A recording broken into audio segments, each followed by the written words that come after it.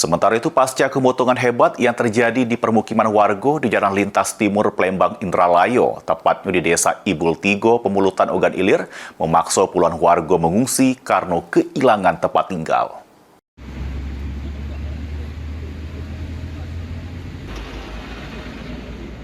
Pecah inilah kondisi pasca kemotongan di Jalan Lintas Timur Plembang Indralayo.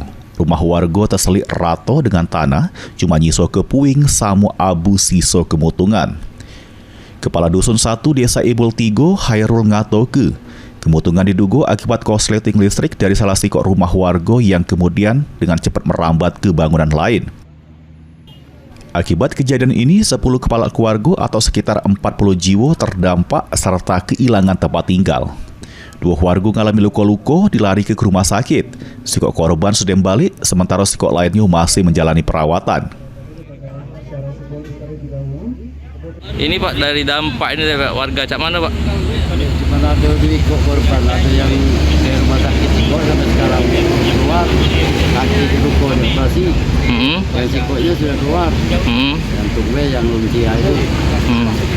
Dari kebakaran ada berapa kakak Pak yang terdampak?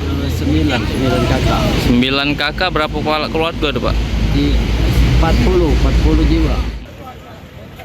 Sementara itu, Rido mengaku rumah wong tuanya yang angus temotong cuma nyiso ke motor serta beberapa pakaian.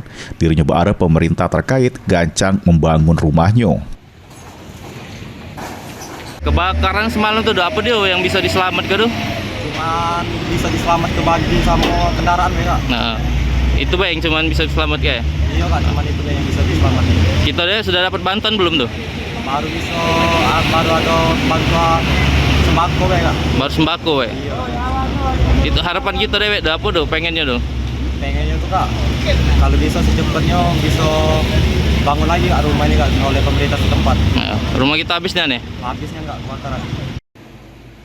Mak ini, korban sudah mendapat bantuan sementara pecak sembako sama pakaian dari pemerintah setempat.